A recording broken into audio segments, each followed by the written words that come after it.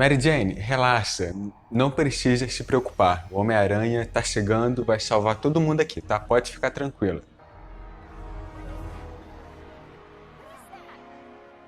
Ah tá, não, mas relaxa, porque não é esse daí não, tá? É um outro Homem-Aranha, calma, tá chegando, tá chegando.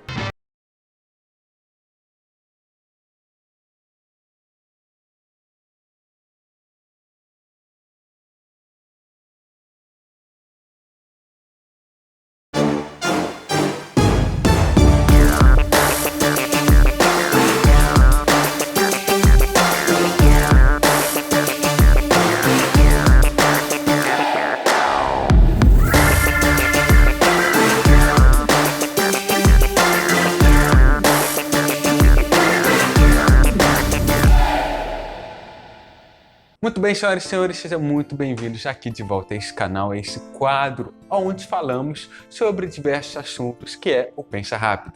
Tivemos uma pequena reformulação nesse quadro, como vocês podem ver, o estilo dele mudou um pouco e no último vídeo de Superman e Lois, pelo que eu vi, algumas pessoas gostaram, então vai ser esse novo estilo que ainda vai ajudar a gente aqui a produzir mais conteúdo.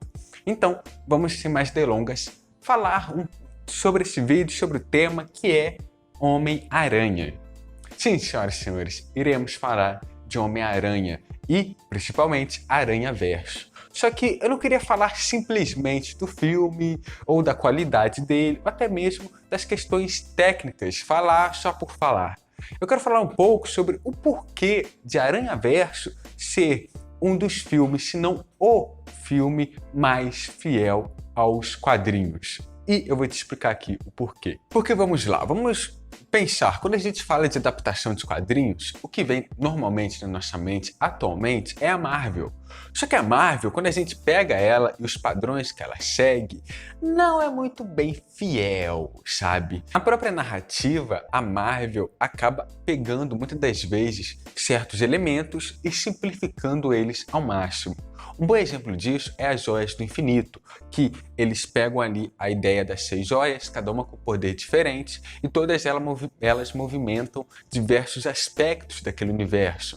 Uma pedra é um cubo, a outra pedra dá vida para o Visão, e enfim, várias coisas. Então eles usam meio que um atalho ali, justamente para simplificar para esse público aí que não conhece tanto os quadrinhos. Um outro bom exemplo é como em seus uniformes eles usam coisas mais táticas.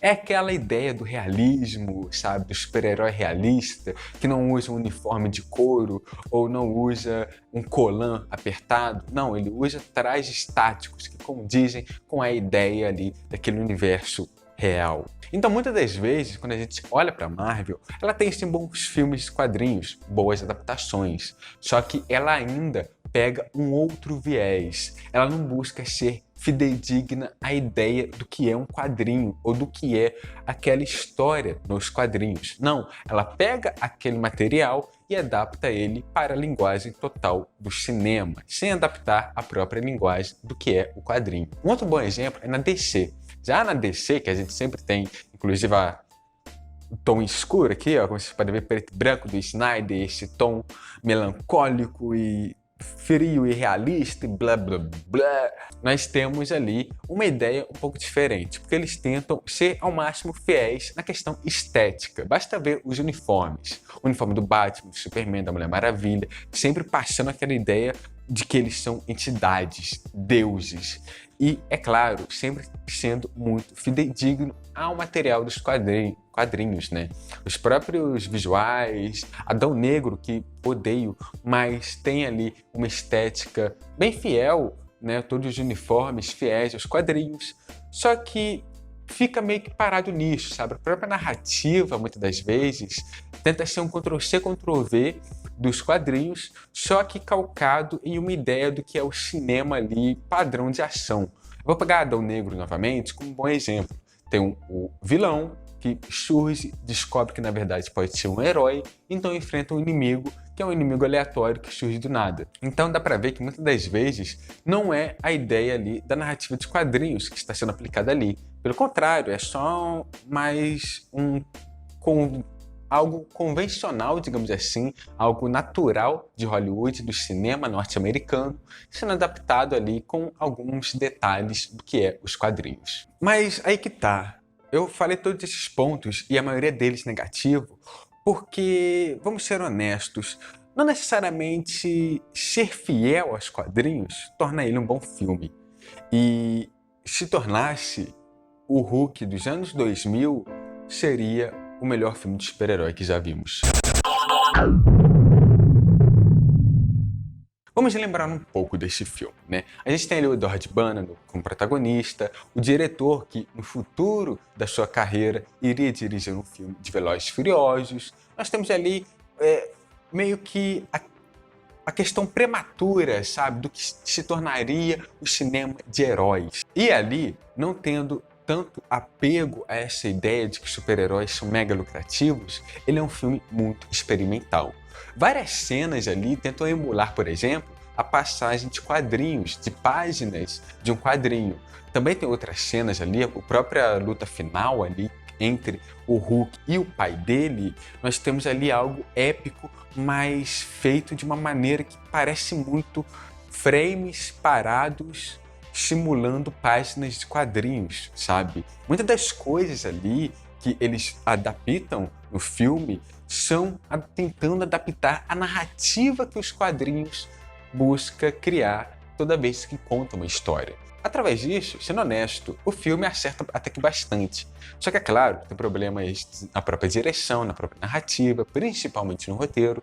Então, ele não é um filme 100% fiel, digamos assim, mas que, ao mesmo tempo, é o que mais tenta se aproximar de uma narrativa que é parecida com a que está presente nos quadrinhos. O próprio Speed Racer, que inclusive eu vou falar desse filme em outro vídeo, ele também é um filme que busca adaptar essa ideia já nos mangás. E também temos, é claro, um outro exemplo que tenta ir totalmente na contramão de adaptações de quadrinhos, que é o Batman, por exemplo, do Christopher Nolan, o Coringa, do Joaquin Phoenix. Mas esses são outros casos que realmente tentam até mesmo negar os quadrinhos para adaptar uma obra e para contar uma história no cinema. Mas onde Homem-Aranha acerta tudo isso? Onde Aranhaverso crava sendo um dos melhores filmes de quadrinhos de todos os tempos e, para mim, honestamente, talvez o melhor. Quando a gente pega Aranhaverso e toda a construção que foi feita nele, é claro que envolve a parte técnica, né? A própria estética e a questão deles trazerem, por exemplo, a aberração cromática, que é como se fosse um glitch ali durante todo o filme, mas na verdade é algo estético que eles colocaram ali, traz uma naturalidade e até mesmo uma singularidade para aquele universo, onde todas as cores, tudo se encaixa. É como se fosse realmente um dos muitos multiversos que conhecemos. E, é claro, as estéticas diferentes de cada personagem, mas não somente isso. Tem uma cena muito boa logo no início, que é quando o Miles está descobrindo ainda seus poderes, que eles colocam vários quadros ali, e onomatopeias, digamos assim, de quadrinhos, casando ali com a proposta do filme e também mostrando a evolução do personagem ali, ele descobrindo seus poderes. E é algo muito bem colocado, porque, de novo, é adaptando, não trazendo totalmente o que é os quadrinhos, porque isso nunca vai ser possível. São artes diferentes. Quadrinho é uma arte, cinema é outra. Mas ainda são artes que apelam muito para o visual. E dá para trazer e casar as duas. Nós temos também a questão envolvendo os diversos personagens do multiverso e também o sentido aranha do Homem-Aranha, né? Muitas das vezes, no cinema, nós temos aquela ideia do sentido aranha sendo um arrepio que o Peter Parker tem. Ou um barulho que ele escuta e de repente a câmera foca totalmente nele e tudo fica desfocado. Aqui, sendo uma animação, e muito mais ainda uma animação que busca ser realmente singular na sua estética, eles usam simplesmente aquelas faíscas que saem da cabeça do Homem-Aranha quando ele está tendo o sentido aranha. E isso é um mero detalhe, mas é um detalhe pego dos quadrinhos e que casa nesse universo de uma forma que você não questiona aquilo, sabe? Porque nós temos no cinema, por exemplo, o Vale da Estranheza. Então, muitas das vezes, quando nós vemos algo que foge muito da realidade, estando em um ambiente real, por exemplo, personagem 3D em um ambiente real, a gente vai achar aquilo estranho porque não condiz com a realidade, mas ao mesmo tempo tá na realidade. É um meio termo, sabe? E em uma animação há muito mais liberdade para apelar para diversas coisas. A própria coreografia nas lutas, a própria ideia da movimentação do Homem-Aranha, que muitas das vezes nós temos ali uma movimentação do Homem-Aranha no próprio cinema, no espetacular Homem-Aranha, por exemplo, onde por mais que tenha vários movimentos diferentes ali, ainda soa um pouco falso. E por mais que seja uma das melhores, né, um dos melhores filmes que adapta isso, ainda falta algo ali, onde Aranhaverso acerta muito.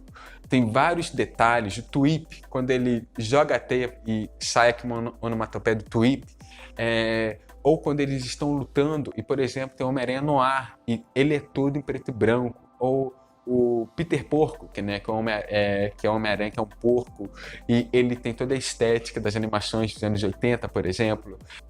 Sendo uma animação e sendo algo tão bem feito, com tantos detalhes, uma minúcia nos detalhes, é possível explorar muito do que os próprios quadrinhos já têm a oferecer.